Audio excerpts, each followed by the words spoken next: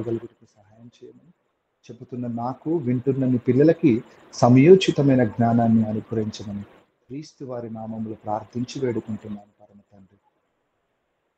Amen. Praise the lord brother. Voice కొంచెం break praise lord అవుతుంది brother. Brother. Break కొంచెం అవుతుందా? వాయిస్ అవును ఓకే బ్రదర్. ఇప్పుడు ఎలాగుంది? ఓకేనా? హెడ్ ఫోన్ పెట్టుకున్నాను అందుకని. ఇప్పుడు ఓకే బ్రదర్. క్లియర్ గానే ఉంది కదా? ఓకే కదా? Okay brother. Okay, continue. Okay. అందరికి వినిపిస్తుంది అనుకుంటా అందరికి. సరే, చాలా మంచిది. మరి ఈ అవకాశాన్ని మరి నాకు అనుగ్రహించిన మరి ముఖ్యంగా మరి సంఘానికి, అదేవిధంగా సిస్టర్కి, మరి ఆన్లైన్లో మరి వీక్షిస్తున్న ప్రతి ఒక్కరికి మరి ప్రభువైన యేసుక్రీస్తు నామంలో ప్రత్యేకమైన వందనాలు తెలుపుతున్నాను. మరి ఇలా ఆన్లైన్లో అంటే మొట్టమొదటిగా ఇవ్వడం నా ఫస్ట్ టైం అనమాట. అంటే ఇట్లా లైవ్లో ఇవ్వడము. ఎందుకంటే నేను ఎవ్రీ మండే బైబుల్ క్లాసెస్ ఇవన్నీ కండక్ట్ చేస్తుంటాను కాబట్టి నా దగ్గర ఎవ్రీ మండే జరుగుతుంటుంది. ఇలా లైవ్లో ఇవ్వడం మొట్టమొదటి సమయం టైం కాబట్టి ఏమన్నా తప్పుగా నేను మాట్లాడినా, మరి తప్పుగా ఏమన్నా నేను మాటలు పలికినా నన్ను క్షమించండి మొదటిగా. ముఖ్యంగా మరి ఈరోజు కొన్ని కీలకమైన విషయాలు మనం నేర్చుకున్నాము. అందరూ చాలా జాగ్రత్తగా వినండి దయచేసి. ఎందుకంటే భూమి మీద మనకి ఒక విలువైన సమయం ఏదైనా ఉంది అని అంటే ముఖ్యంగా వాక్యానికి ఇవ్వడం ఒకటే విలువైన సమయం నాకు తెలిసినంత మట్టుగా. అంతే తప్ప ఇక వేటి విషయంలో మనము మన సమయాన్ని కేటాయించినా అవన్నీ కూడా మరి దేనికి మరి పనికి రానివిగానే దేవుడి దృష్టికి కనబడుతున్నాం. కాబట్టి దేవుని వాక్యం వినే విషయంలో కానీ, దేవుని మాటలు వినే విషయంలో కానీ చాలా ఆసక్తితోని మరి చాలా మరి ప్రేమతోని మనము వినగలగాలి, నేర్చుకోగలగాలి. కాబట్టి ఈరోజు మనం అందరం నేర్చుకోవాల్సిన ప్రాముఖ్యమైన విషయం ఏంటిదంటే, ఈ భూమి మీద దగ్గర 850 కోట్ల మంది మరి ప్రజలు బ్రతుకుతున్నారు. పూర్తి భూమి మీద మనం చూసుకున్నట్లయితే మరి ఇలా జీవిస్తున్న వీరందరూ ఎలాంటి మనస్తత్వం కలిగి ఉన్నారు, ఎలాంటి ఆలోచన కలిగి ఉన్నారు అనేది మనం ప్రాముఖ్యంగా తెలుసుకోవాలి. ముఖ్యంగా క్రైస్తవులుగా మనకు తెలియాలి ముందుగా. ఓకేనా? ఇలా జీవిస్తున్న ప్రతి ఒక్కరు, బ్రతుకుతున్న ప్రతి ఒక్కరు ఎలాంటి మనస్తత్వం కలిగి ఉన్నారు అని అంటే ఇక్కడ శాశ్వతంగా ఉండిపోవాలనుకుంటున్నారు మొదటిగా. ఓకేనా? ఇదే శాశ్వతమైన లోకము, దీని తర్వాత ఇంకా మనకి ఇంకేమీ బ్రతుకు లేదు, జీవితం లేదని అనుకుంటున్నారు. కానీ మనము ముఖ్యంగా తెలుసుకోవాల్సిన విషయం ఏంటిదంటే, ఈ భూమి మీదకి వస్తున్న ప్రతి ఒక్క మనిషి, ఓకేనా, మనకు ముందు తరాల్లో బ్రతికిన వారు కానీ, చనిపోయిన వారు కానీ, ఇప్పుడు బ్రతుకుతున్న వారు కానీ అందరూ తెలుసుకోవాల్సిన ప్రాముఖ్యమైన విషయం ఏంటంటే, ఇక్కడికి వస్తున్న మనందరము తిరిగి ఒక చోటికి వెళ్ళిపోవాలన్నమాట. తిరిగి ఒక చోటికి మనమందరం వెళ్ళిపోవాలన్నమాట. ఎందుకు వెళ్ళిపోవాలి, ఎందుకు ఇక్కడ ఉండకూడదు అని మనల్ని మనం క్వశ్చన్ వేసుకోవాలి. తల్లి గర్భములోకి వెళ్ళి మనము 9 నెలలు తల్లి గర్భములో ఉండి తర్వాత మనము ఈ భూమి మీదకి వచ్చామన్నమాట. అంతే కదా, ప్రతి ఒక్కరి జీవితం అలాగే ఉంటుంది. తల్లి గర్భంలో మనం 9 నెలలు ఉన్న తర్వాత భూమి మీదకి మనం వస్తాం. వచ్చిన మనము ఈ భూమి మీద నివసిస్తాం. ఒక 60 సంవత్సరాలు, 70 సంవత్సరాలు, 80 సంవత్సరాలు జీవిత కాలాన్ని మనం గడుపుతాం. ఈ గడిపిన తర్వాత మనం మరణించిన తర్వాత మన దేహాన్ని ఆత్మ విడిచిపెట్టి వెళ్ళిపోతుంది. ఇది ప్రతి ఒక్కరు ఖచ్చితంగా తెలుసుకోవాల్సింది. ఓకేనా? మన దేహాన్ని విడిచిపెట్టిన ఆత్మ ఇక్కడ నుంచి వెళ్ళిపోతుంది. ఎక్కడికి వెళ్ళిపోతుంది, అసలు మనం ఎక్కడి నుంచి వచ్చామా అన్న విషయాన్ని మనం ఫస్ట్ ప్రాముఖ్యంగా తెలుసుకోవాలన్నమాట. ఇలా భూమి మీదకి వస్తున్న మనందరం కూడా తిరిగి ఒక చోటికి వెళ్ళిపోవాలి అనేది మనం ముందుగా మొట్టమొదటిగా దీని మీద మనకి పూర్తి అవగాహన కావాలి. ఈ అవగాహన ఒకవేళ లేకపోతే చాలా ప్రమాదంలో పడిపోతాం మనందరం. ఓకేనా? ఇప్పుడు ఒక చోటికి వెళ్ళాం, మనం ఎక్కడో ఒక తెలియని ప్రాంతానికి మనం బస్సు ఎక్కి వెళ్ళాం. వెళ్ళిన మనము ముందు వెళ్ళే ముందే అన్ని కనుక్కుంటాం. ఇక్కడి నుంచి ఆ ప్రాంతం ఎన్ని కిలోమీటర్స్ ఉంది, ఓకేనా, ఒక 100 కిలోమీటర్లు ఉంది. ఈ 100 కిలోమీటర్లు మనం జర్నీ చేసి వెళ్తున్నప్పుడు ఆ ప్రాంతం మధ్యలో ఉన్న మార్గములో ఉన్న ఊర్ల పేర్లన్నీ కూడా మనము రికగ్నిషన్ అంటే గుర్తు పెట్టుకుంటాం. ఎందుకు? మళ్ళీ తిరిగి రావడానికి. మనం వెళ్ళిపోయి అక్కడ మన పని ముగించుకొని మరలా తిరిగి వచ్చేస్తాం. అంతే కదండి. ఇప్పుడు ఎక్కడికైనా మనము ఒక ప్రాంతానికి వెళ్ళాం, లేకపోతే ఒక ఊరికి వెళ్ళాం. వెళ్ళినప్పుడు అక్కడ కొన్ని రోజులు మనం జీవిస్తాం, కొన్ని రోజులు మనం ఉంటాం. ఏదైనా పెళ్ళికి వెళ్ళాము, లేకపోతే ఏదైనా ఫంక్షన్కి వెళ్ళాము. వెళ్ళినప్పుడు అక్కడ 3 రోజులు 4 రోజులు ఉండి తర్వాత అక్కడి నుంచి మరలా తిరిగి మన ప్రాంతానికి వచ్చేస్తాం. ఇది మానవ జీవితాల్లో ప్రతి ఒక్కరి జీవితంలో జరుగుతున్న విషయం. ఇది మనం గ్రహించాలి. ఇది ఎంతవరకు వాస్తవం అనేది మనం తెలుసుకోవాలి. ఇప్పుడు ఒక దేశానికి నేను కువైట్ వెళ్ళాను. కువైట్ వెళ్ళిన నేను 2012లో నేను కువైట్ వెళ్ళాను. వెళ్ళిన నేను కువైట్లో ఉద్యోగం చేసి కొన్ని డబ్బులు సంపాదించుకొని వద్దామన్న ఆలోచనతో నేను వెళ్ళిన నేను అక్కడ ఒక 10 సంవత్సరాలు ఉన్నాను, లేదా 12 సంవత్సరాల తర్వాత తిరిగి మళ్ళా నా ప్రాంతానికి నేను వచ్చేసాను. ఎందుకంటే అక్కడికి వెళ్ళిన నేను అక్కడ ఉండిపోకూడదు, తిరిగి వచ్చేయాలి. అలాగనే ఎవరైనా ఎక్కడికి వెళ్ళినా కూడా తిరిగి వచ్చేయాలి. దీన్నే మనం బైబుల్ ప్రస్తావనలోకి వెళ్ళి మనం చూసినట్లయితే ఏమని అంటారంటే యాత్రికులము అంటారన్నమాట. ఇప్పుడు యాత్రకు వెళుతున్న వారందరూ యాత్రకు వెళ్తారు. ఓకేనా? మనం అనుకుంటాం ఒక యెరూషలేము యాత్రకు మనం వెళ్ళాం. ఈ యెరూషలేము యాత్రలో వెళ్ళిన మనము ఒక 10 రోజులు 15 రోజులు ఉంటాం. ఉన్న తర్వాత యాత్రను ముగించుకొని అక్కడ ఉండిపోతామా? ఒకవేళ ఉండిపోదాం అనుకున్నా కూడా ఆ దేశం వాళ్ళు మనల్ని ఉండనియరు. ఎందుకంటే వీసా ఎక్స్పైర్డ్ అయిపోతుంది. ఆ లోపే మనల్ని తిరిగి మన దేశానికి పంపించేస్తారు. అదే విధంగా ఇక్కడ మన దగ్గర ఎక్కడైనా ఏదైనా ప్రాంతానికి మనం వెళ్ళాం. ఓకేనా? ఒక బాంబాయో లేకపోతే చెన్నైయో లేకపోతే గోవానో ఏదో ప్రాంతానికి వెళ్ళాం. అక్కడికి వెళ్ళి ఆ ప్రాంతాన్ని చూసి అక్కడ 2-3 రోజులు ఉండి తిరిగి మరలా మన ఇంటికి మనం వచ్చేస్తాం. ఇదే విధంగా మనందరము భూమి మీద నివసిస్తున్న మనందరము ఒక చోటు నుంచి ఈ చోటుకి వచ్చాం. అది ప్రాముఖ్యంగా మనం తెలుసుకోవాలన్నమాట. ఎక్కడి నుంచి వచ్చామనంటే పరలోకం నుంచి మనందరము భూమి మీదకి వచ్చామన్నమాట. మరి ఎలా తెలుస్తుంది నిజంగా మనం పరలోకం నుంచి ఇక్కడికి వచ్చాము అనేది? ఎవరు చెప్తే మనకు తెలుస్తుందనంటే మన చేతుల్లో ఒక దైవ గ్రంథం ఉంది. ఆ గ్రంథాన్ని మనం పరిశీలించినప్పుడు, ఆ బైబుల్ని మనం చదివినప్పుడు కొంతమంది భక్తులు మంచి స్టేట్మెంట్ ఇస్తున్నారు మనకి. ఏమి ఇస్తున్నారో ఒక్కసారి మనం చూసినట్లయితే హెబ్రీయులు రాసిన పత్రిక చూడండి ఒకసారి. హెబ్రీయులు రాసిన పత్రిక 11వ అధ్యాయం ఒకసారి చూడండి. ఎవరైనా చదవగలిగిన వాళ్ళు ఉంటే చదవండి, లేకపోతే నేనే చదువుతాను. హెబ్రీయులు రాసిన పత్రిక 11వ అధ్యాయము. హెబ్రీయులు రాసిన పత్రిక 11వ అధ్యాయము 13వ వచనం చదవండి ఒకసారి. 13వ వచనం. వీరందరూ ఆ వాగ్దానముల ఫలము అనుభవింపక పోయినను దూరం నుండి చూచి వందనము చేసి తాము భూమి మీద పరదేశులమును యాత్రికులమునై ఉన్నామని ఒప్పుకొని ఆగండి, నేను చదువుతాను చాలా జాగ్రత్త. ఎందుకంటే అందరికి అర్థం కావాలి కానీ అందరికి అర్థం పెట్టేసి నేను చదువుతాను. ఇక్కడ 13వ వచనంలో ఏం చెప్తున్నారంటే చాలా క్లియర్గా మనం ఆలోచించినట్లయితే ఏమంటున్నాడు? విశ్వాసమును ఎక్కడుంది? 13వ అధ్యాయం 11, 13 కదనా? వీరందరూ ఆ వాగ్దాన ఫలము అనుభవింపకపోయినను దూరము నుండి చూచి వందనము చేశారంట. ఓకేనా? ఎవరు వీరందరూ అంటే విశ్వాసాల జాబితాలో ఉన్నవారు వీళ్ళందరూ. ఓకేనా? మనం మొదటి నుంచి చదివితే తెలుస్తుంది. ఓకేనా? దూరము నుండి చూచి వందనము చేసి తాము భూమి మీద అంటున్నారు. తాము భూమి మీద పరదేశులమును యాత్రికులమునై ఉన్నామని ఒప్పుకొని విశ్వాసము గలవారై మృతి నొందిరి అంటున్నారు అన్నమాట. చూసారు ఎంత చక్కగా చెప్తున్నారో? వారు భూమి మీదకి వచ్చిన వీళ్ళందరూ ఏం చెప్తున్నారంటే ఇక్కడ మేము యాత్ర చేయటానికి వచ్చాము, పరదేశులుగా వచ్చాము. ఈ పరదేశులో ఉన్న మేము ఈ యాత్రను ముగించుకొని తిరిగి ఒక చోటికి వెళ్ళిపోవాలన్న విశ్వాసం వాళ్ళలో ఉందంట. ఓకేనా? ఇప్పుడు అబ్రహాం గారి గురించి ఇక్కడ అబ్రహాం గారు ఇస్తున్న స్టేట్మెంట్ ఇదంతా. ఓకేనా?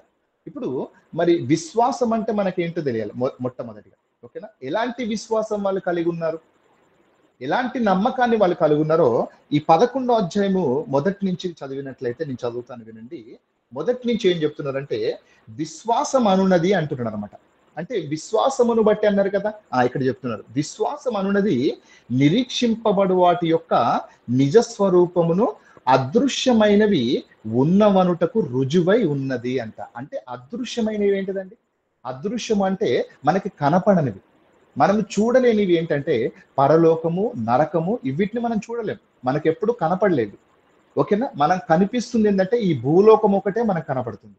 దేవుడున్న పరలోకం మనకు కనపడట్లేదు, నరకము మనకు కనపడట్లేదు. కాబట్టి దాని గురించి స్టేట్మెంట్ ఇక్కడ ఇస్తూ, విశ్వాసం అనున్నది నిరీక్షింపబడు వాటి యొక్క నిజ స్వరూపము, అదృశ్యమైనవి ఉన్నమనుటకు రుజువై ఉన్నది, దానిని బట్టి పెద్దలు సాక్ష్యము పొందితిరి అని అంటున్నారు అన్నమాట. అంటే అదృశ్యమైనవి ఉన్నాయి అనుటవే నమ్మడం అనేది విశ్వాసం అన్నమాట. అంటే పరలోకము ఉంది అని మనం ఖచ్చితంగా నమ్మాలన్నమాట.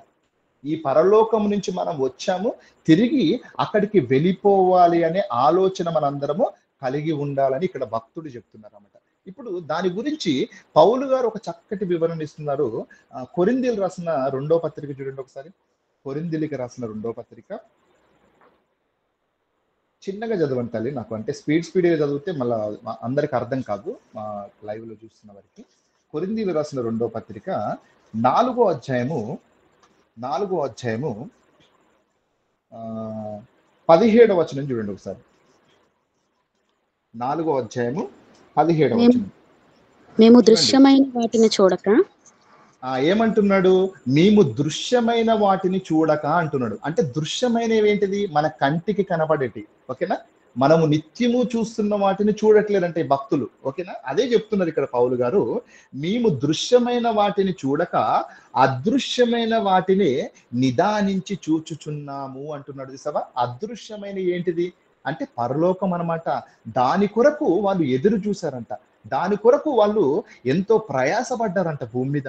దాని గురించి వివరిస్తూ, మేము అదృశ్యమైన వాటిని చూడక దృశ్యమైన వాటిని చూడక అదృశ్యమైన వాటిని నిదానించి చూచుచున్నాము కనుక క్షణమాత్రముండు మా ఈ చులకన శ్రమ మా కొరకు అంతకంతకు ఎక్కువగా నిత్యమైన మహిమా భారమును కలుగజేయుచున్నది, ఏలైనగా దృశ్యమైనవి అనిత్యములు అంటున్నారు. సరండి, అంటే దృశ్యమైనవి అనిత్యములు అంటే ఏంటిదంటే తెలుసా? అంటే ఉండిపోనివి, అంటే అవి ఎప్పటికీ ఉండేది కాదనమాట. అనిత్యము అంటే అది ఎప్పటికీ ఉండదు. నిత్యమైనది ఏంటిదంటే పరలోకము ఉంటుందని చెప్తున్నాడు అనమాట. అదృశ్యమైనవి నిత్యములు అంటున్నాడు అనమాట. అంటే మన కంటికి కనబడని నిత్యంగా ఉండేటి అన్నమాట. కాబట్టి ప్రియమైన దేవుని పిల్లరా, మనకి ఈ విషయాలు మీకు ఎందుకు చెప్తున్నానంటే, చాలా జాగ్రత్తగా మనం ఈ విషయాన్ని చాలా జాగ్రత్తగా ఆలోచించాలి. నిజాన్ని మనం వాస్తవాన్ని తెలుసుకోగలగాలి. ఎందుకంటే ఈ భూమి మీదకి మనము యాత్రికులుగా వచ్చాం, ఒక పరదేశులుగా వచ్చామన్నమాట. అంటే ఈ దేశం మనది కాదు, ఈ ఊరు మనది కాదు, ఈ ప్రాంతము మనది కాదు, మనం కట్టుకున్న ఇల్లు మంది కాదు, మన సంపాదించుకున్న ఆస్తుపాస్తులు మనవి కావు అన్నట్లే బైబుల్లో భక్తులు స్టేట్మెంట్ ఇస్తున్నారు అన్నమాట. ఎందుకు మనవి కావాలంటే ఒక రోజు దీనిని విడిచి మనం వెళ్ళిపోవాలన్నమాట. అందుకని కీర్తనకారుడు ఒక చక్కటి విషయాన్ని మనకు చెప్తానంట, నరులారా తిరిగి రండి అని అంటున్నాడు దేవుడు మనకు. తెలుసా? అంటే మనకి ఒక ఇన్విటేషన్ కార్డు ఇస్తున్నారు, నరులారా తిరిగి రండి అని అంటున్నాడు అనమాట. ఎందుకు రమ్మంటున్నాడు? భూమి మీదకి వచ్చిన మనము ఇక్కడ ఉండిపోవటానికి కాదంట, ఇక్కడ శాశ్వతంగా ఉండేవారి కాదంట. ఒక పని మీద మనం వచ్చాము ఇక్కడికి, అంతే కదండి. ఒక పని మీద ఒక ప్రాంతానికి వెళ్తాం మనం. ఓకేనా? ఒక ఉద్యోగం పనో లేకపోతే ఇంకేదైనా పని మీద ఒక ప్రాంతానికి వెళ్ళినప్పుడు ఆ పనిని ముగించుకుంటాం అక్కడ. ఓకేనా? మనకున్న పనులన్నీ ముగించుకొని అక్కడి నుంచి మరలా తిరిగి మన ప్రాంతానికి వచ్చేస్తాం కదండి. అక్కడైతే ఉండిపోం కదా మనం. ఓకేనా? అలాగనే దేవుడు మనందరినీ ఒక పని మీద పంపించాడంట. మనల్ని నమ్మకంగా ఈ భూమి మీదకి మనందరినీ పంపించాడంట. ఎందుకు పంపించాడంట? మనకు ఒక పని అప్పచెప్పాడంట. ఆ పనిని పూర్తి చేసి మీరందరూ తిరిగి వచ్చేయాలి నాన్న, మీరు అక్కడ ఉండేవారు కాదు నాన్న, నేను మీ కొరకు ఎదురు చూస్తున్నాను నాన్న, మీరందరూ నా దగ్గరికి వచ్చేయాలని దేవుడు పరలోకంలో ఉండి ఎదురు చూస్తున్నాడంట మనందరి కోసం. ఎంతమందికి ఉండండి పరలోకం వెళ్ళాలని? మనం ఎక్కడెక్కడికో వెళ్ళాలనుకుంటాం, ఏదో ప్రాంతాలు తిరగాలనుకుంటాం, ఏదో ఊరిని వీక్షించాలనుకుంటాం, ఏదో సంతోషకరమైన ప్రాంతానికి వెళ్ళి అక్కడ చూడాలనుకుంటా. కానీ నిజంగా దేవుడు మన కొరకు చూస్తున్నాడంట, మనం రావాలని ఎదురు చూస్తున్నాడంట, మనల్ని నిత్యం ప్రేమిస్తున్నాడంటే, దేవుడు మన కోసం చూస్తున్నాడంటే మనం వెళ్ళిపోవాలి కదండి. ఇక్కడ ఉండిపోయే వాళ్ళం కాదు కదా. ఇక్కడికి వచ్చిన మనము తిరిగి ఆ లోకానికి వెళ్ళిపోవాలని దేవుడు మనకి చాలా విషయాలు బైబిల్ నుంచి తెలియపరుస్తున్నారు. అందుకనే భక్తులందరూ ఈ స్టేట్మెంట్ చాలా చక్కగా ఇచ్చారండి. ఈ భూమి మీదకి వచ్చిన వాళ్ళందరూ కూడా శ్రమలతోని, బాధలతోని, కష్టముతోని, దుఃఖముతోని దేవుని పరిచర్యను చేసి ఆత్మను రక్షించి తిరిగి వారు వెళ్ళిపోయారంటండి. అందరూ అలాగే వెళ్ళారండి. ఈ భూమి మీద ఎవరు కూడా సుఖపడలేదండి పాపం. ఒక యేసుక్రీస్తు వారిని చూసుకోండి, ఎంత శ్రమ పడ్డాడో, ఎన్ని బాధలు పడ్డాడో అని తనంటూ తాను ఎవరు తనకి లేరండి భూమి మీద. ఎంతో ఉన్నతమైన స్థితిలో బతికి ఇక్కడ ఆయన తిరిగి ఆ తండ్రి ఉన్న లోకానికి వెళ్ళిపోయాడంట. కాబట్టి ప్రియమైన దేవుని పిల్లరా, మీరందరూ ఇదొక్క విషయాన్ని చాలా జాగ్రత్తగా మీ మనసులో పెట్టుకోండి. ఒక రోజు మనము ఈ భూమిని విడిచిపెట్టి వెళ్ళిపోయే వాళ్ళం అనమాట. ఇక్కడ ఉండే వారము కాదనమాట మనం. అందుకని మన్నైనది వెనకటి వల్లే మన్నుకు చేరును, ఆత్మ దాన్ని దయచేసిన దేవుని యుద్ధకు వెళ్ళిపోతుందని ఉంటుంది. ఓకేనా? కాబట్టి మరి ఈ మన్నైనది అంటే ఈ శరీరం ఈ భూమిలో ఉండిపోతే ఆత్మ దేవుని దగ్గరికి వెళ్ళిపోద్ది అనమాట. కాబట్టి ఈ ఆత్మను మనం కాపాడుకోవాలంటే ఈ ఆత్మకు కావాల్సిన ఆత్మీయ ఆహారం ఏంటిదంటే దేవుని వాక్యం అనమాట. ఈ వాక్యాన్ని మనము ఖచ్చితంగా నేర్చుకోవాలని దేవుడు చెప్తున్నారు ప్రియమైన పిల్లలరా. కాబట్టి మీరందరూ కూడా మనం యాత్రికులము పరదేశులం అనే ఒక విషయాన్ని మీరు చాలా ప్రాముఖ్యంగా మీరందరూ గుర్తుపెట్టుకోవాలి. ఓకేనా? ఇకపోతే ఈరోజు మరి ఒక చక్కటి విషయాన్ని మీకు అందరికి నేర్పించాలనుకుంటున్నాను. దానికి ముందు జస్ట్ ఇంట్రడక్షన్ ఇచ్చాను ఇది. ఓకేనా? మీరు రాసుకునే వాళ్ళు దయచేసి రాసుకోండి, ఎందుకంటే మీకు గుర్తుకుంటుంది రాసుకుంటే. కాబట్టి రాసుకోండి దయచేసి. ఓకేనా? ఈరోజు మనం నేర్చుకునేబోయే అంశము మనం ఏంటిదంటే ఒక విషయాన్ని మనం చాలా చక్కగా ఆలోచించినట్లయితే, ఈరోజు మానవ సమాజాన్ని అందరినీ మనం పరిశీలించినట్లయితే, ఓకేనా, ప్రపంచవ్యాప్తంగా ఉన్న అందరినీ మనం పరిశీలించినట్లయితే వారి ఆలోచన ఏ విధంగా ఉందంటే, ఎవరినైనా ఒకరిని కదిలించామనుకోండి, మన ఇంటి పక్క వారినో లేకపోతే ఇంటి ముందు వారినో కదిలిచ్చినప్పుడు వారు ఏమంటారంటే, మాకు అంటే వాళ్ళకి ఏదైనా కష్టం వచ్చినప్పుడు, ఏదైనా బాధ కలిగినప్పుడు, ఏదైనా ఇబ్బంది కలిగినప్పుడు నా గురించి ఎవరు ఆలోచించట్లేదు అంటారు. ఇంతే కదండి. ఎవరినైనా మనం పలకరించినప్పుడు వారి గోడు వాళ్ళు చెప్తుంటారు, అంటే వాళ్ళ బాధ వాళ్ళు చెప్తుంటారు అన్నమాట. చెప్పుకుంటూ నా గురించి పట్టించుకునేవారు ఎవరు లేరండి నిజంగా. నా బాధ వినేవాళ్ళు ఎవరు లేరని వాళ్ళు బాధపడుతూ ఉంటారు అన్నమాట చెప్పుకొని. ఈరోజు ఎవరిని కదిలిచ్చినా కూడా ఈ యొక్క బాధ, ఈ యొక్క విషయాన్ని తెలియపరుస్తుంటారు అన్నమాట. ఎందుకు, ఏ విధమైన బాధ అంటే చాలా రకాలైన బాధలు మనుషులు పడుతూ ఉంటారు అన్నమాట. ఓకేనా? ఈ జీవిత కాలం అంతా, ఈ 60-70 సంవత్సరాల జీవిత కాలం అంతా కూడా మనిషి ఏదో ఒక విషయంలో ఆలోచన కలిగి ఉంటాడండి. తెలుసా? మదిలో ఒక ఆలోచన తిరుగుతూ ఉంటుంది. ఇప్పుడు ఆన్లైన్లో మనం అందరం వచ్చాం వాక్యం వినడానికి, కూర్చున్నాం. ఇక్కడ వాక్యం వినడానికి సిద్ధపడ్డాం. ఇక్కడ కూర్చున్నా కూడా మన ఆలోచన ఎక్కడో తిరుగుతుంటది. ఓకేనా? కొంతమందిది వాక్యం వీరుంటుంది, కొంతమందిది ఎక్కడో ఆలోచన ఎక్కడెక్కడో వెళ్ళిపోతుంటుంది అనమాట. కొంతమంది నా గురించి ఆలోచిస్తూ ఉంటారు, ఎవరి బ్రదరు, ఎక్కడి నుంచి వచ్చాడు, ఏంటిది, ఈయన మినిస్ట్రీ ఏంటిది, ఎక్కడ బోధ చేస్తున్నాడు, ఎట్లా చేస్తున్నాడు అని ఇలాంటి ఆలోచన చాలా మందికి ఉంటుంది. ఓకేనా? అంటే మన ఆలోచన విధానము ఒక స్థిరత్వమైన దాని మీద ఉండదన్నమాట. ఎందుకంటే ఈ భూమి మీద ప్రతి ఒక్కరూ ఎవరో ఒకరి కోసం దేనికోసం ఆలోచిస్తూ బ్రతుకుతూ ఉంటారు. తెలుసా ప్రియమైన దేవుని పిల్లల, మీరు ఆలోచించండి ఒకసారి. ఇలా ఆలోచిస్తున్నప్పుడు మరి ఈ ప్రజలందరి ఆలోచనలు ఎవరి కొరకు ఆలోచిస్తున్నారనేది మనం ఆలోచించినట్లయితే, ఒక భర్తని మీరు పరిశీలించండి. ఒక ఇంటి బాధ్యతగా ఉన్న భర్తని పరిశీలించినట్లయితే, భర్త ఉదయం లేవగానే ఆయన ఆలోచన అంతా ఎలా ఉంటుందంటే కుటుంబం మీద ఉంటుంది. అరే ఎలాగ నా పిల్లని చదివియాలా, ఎలాంటి జీవితాన్ని వాళ్ళకి ఇవ్వాలా, ఎలా నేను సంపాదించాలా, నా భార్యని ఎలా సంతోషపెట్టాలా, నా తల్లిదండ్రులను ఎలా సంతోషపెట్టాలని భర్త ఉదయం లేచిన కాడి నుంచి సాయంత్రం వరకు ఆయన మదిలో తిరుగుతున్న ఆలోచన ఇదే అండి. ఖచ్చితంగా ఇదే అండి. ఎవరినైనా మీరు ఒకసారి కదిలించి చూడండి. ఓకేనా? ఒక భర్త. ఓకేనా? ఒక భార్య గురించి మనం ఆలోచించినట్లయితే, గృహంలో భార్య ఉదయం లేవగానే, పడక మీద నుంచి లేవగానే ఆమె ఆలోచిస్తూ ఉంటుందన్నమాట. అరే నా భర్త ఎలా చూసుకోవాలి, నా పిల్లల్ని ఎలాగ సాకాలి, నా పిల్లల్ని ఎలాగ పెంచాలి, ఈరోజు ఏం వండాలి, ఈరోజు ఏం తీసుకొచ్చి పెట్టాలి, ఎలాంటి జీవితాన్ని గడపాలి అని ఇలాంటి ఆలోచనలతోని భార్య చేస్తుంటుంది అనమాట. ఇలా ఒక రాజకీయ నాయకుడిని మనం పరిశీలించినట్లయితే, ఆ రాజకీయ నాయకుడు ఎలాగ ఆలోచిస్తాడు తెలుసా అండి? వాడి ఆలోచన అంతా ఇలాగా ఉంటుంది. ఎలా ఎమ్మెల్యే అవ్వాలి నేను, ఎలా ముఖ్యమంత్రి అవ్వాలా, ఎలా ప్రధానమంత్రి అవ్వాలని ఎన్నో ఎత్తులు ప్రయత్నాలు చేస్తూ ఈరోజు మనం చూస్తున్న ఎలక్షన్స్ జరిగి. ఓకేనా? ఎలక్షన్స్ జరిగే ముందు మన 13 తారీఖు ఎలక్షన్స్ జరిగినప్పుడు ఆ 4 రోజుల ముందు వాళ్ళు ఒకటే ఆలోచన మన మీదనే ఉంటుంది వాళ్ళ ఆలోచన అంతా. ఎందుకు, ఎట్లా ఓటు నేర్పించుకోవాలి, ఎలాగ వాళ్ళని రిక్వెస్ట్ చేయాలి, ఎలా రిక్వెస్ట్ చేస్తే వాళ్ళు నాకు ఓటేస్తారని ఇలాంటి ఆలోచన ఈ రాజకీయ నాయకుల మనసుల్లో ఉంటుంది అనమాట.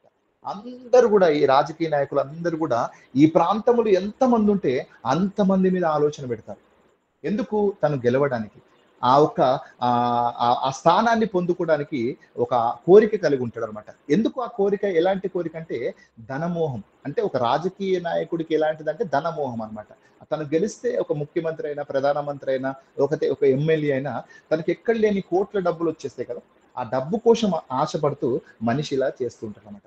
ఇక పిల్లల దగ్గరికి వచ్చామనుకోండి, చిన్న పిల్లల్ని లేకపోతే చిన్నప్పుడు పిల్లల్ని చూస్తే ఆ పిల్లలు కూడా చిన్నప్పటి నుంచి ఎలా ఆలోచిస్తూ ఉంటారు. వాళ్ళు ఏం ఆడుకోవాలి, ఎలాంటి ఆటలు ఆడుకోవాలి, మా తల్లిదండ్రులు ఏమి మనకు వండి పెడతారు, ఇలాంటి ఆలోచనలో ఉంటారన్నమాట. అంటే ప్రతి ఒక్కరికి ఏదో ఒక ఆలోచన ఉంటుంది దేవుని పిల్లారా. ఆలోచన లేని మనిషి లేడండి ఈ రోజులలో. ఇలా ఆలోచిస్తూనే ఉంటాడు. ఉదయం లేచిన కానించి నైట్ పడక మీద పడుకున్నాక కూడా ఆలోచిస్తూ ఉంటాడు. ఇలా పడక మీద హాయిగా పడుకొని ఆలోచిస్తుంటాడు. రేపు ఏం చేయాలి? ఎక్కడికి వెళ్ళాలి నేను? రేపు ఏంటిది? నా షెడ్యూల్ ఏంటిది? నా పరిస్థితి ఏంటిది? ఎవరితో తిరగాలి? ఎవరితో నేను రిలేషన్ పెంచుకోవాలి? ఇలాంటి ఏదేదో ఆలోచనలు వస్తాయి. ఒక మంచి వాళ్ళకి మంచి ఆలోచనలు వస్తాయి, ఓకేనా. చెడ్డ వాళ్ళకి అన్ని చెడ్డ ఆలోచనలు ఉంటాయి ఎప్పుడు, ఓకేనా. పడుకునే ముందు అన్ని చెడ్డ ఆలోచనలు కలుగుతూ ఉంటాయి అన్నమాట పిల్లలకి. యవ్వనంలో ఉన్న పిల్లలు ఉన్నారనుకోండి, వారు నైట్ అంతా 2 గంటల దాకా పడుకోరు.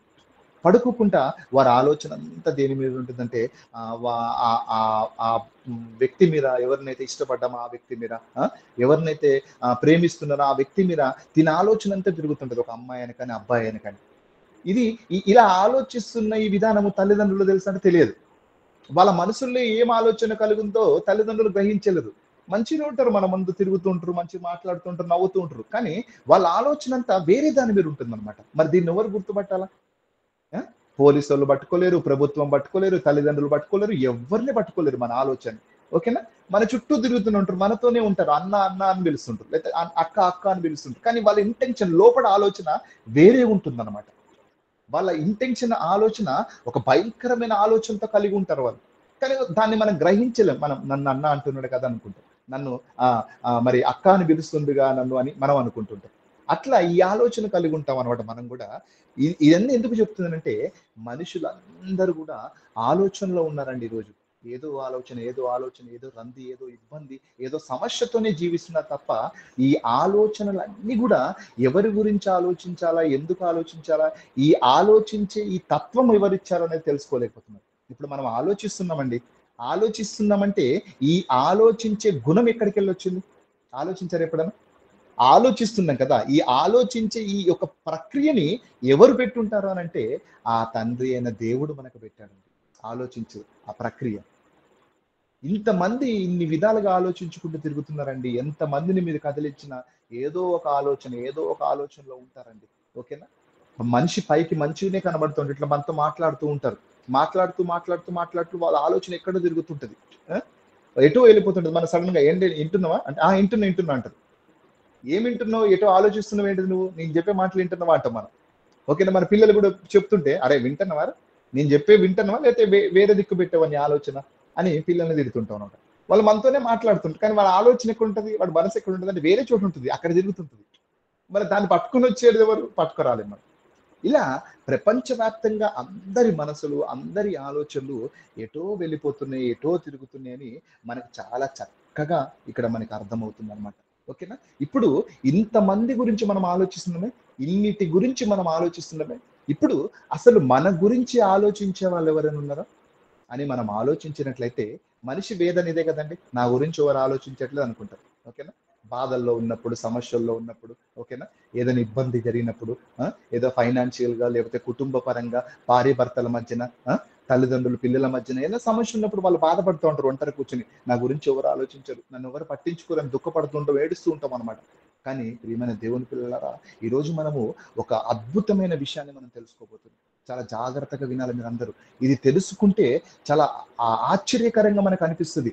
నిజంగా ఇలా ఉంటుందా, దేవుని మనసు ఇలా ఉంటుందా అని ఈరోజు మనం ఆశ్చర్యపోవాల్సిందే ఖచ్చితంగా. కాబట్టి ఇలా మరి ఈ విషయాల గురించి మనం తెలుసుకోవాలంటే ఎవరు మన గురించి ఆలోచించేది ఎవరు, నిజంగా దీని గురించి ఏమన్నా మనకు తెలుస్తుందా, ఎవరైనా చెప్పగలుగుతారా అంటే మనం ఖచ్చితంగా దైవ గ్రంథం దగ్గర రావాల్సిందే.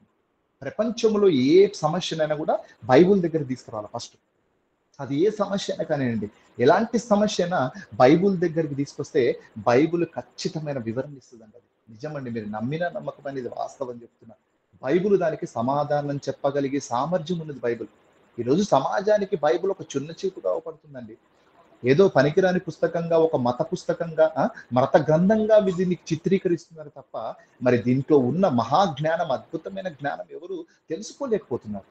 కాబట్టి వెళ్దాం, బైబిల్ లోతుల్లోకి వెళ్ళి మనం కొన్ని విషయాలు తెలుసుకున్నట్లయితే కొన్ని విషయాలు మనకి బైబిల్ చెప్తుందండి. మన కొరకు ఎవరు ఆలోచిస్తున్నారు అనేది బైబిల్లో ఒక ఖచ్చితమైన వివరణ వస్తుంది. చూడండి ఒక్కసారి మొదటి పేతురు పత్రిక చూడండి ఒకసారి. మొదటి పేతురు పత్రిక, పేతురు రాసిన మొదటి పత్రిక, చాలా జాగ్రత్తగా రాసుకునండి.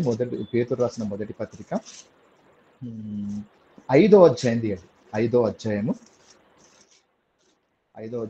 ఒకరు చాలా జాగ్రత్తగా చదవండి, నెమ్మదిగా చదివి నాకు వినిపియండి. మొదటి పత్రిక 5వ అధ్యాయము 7వ వచనం చూడండి ఒకసారి.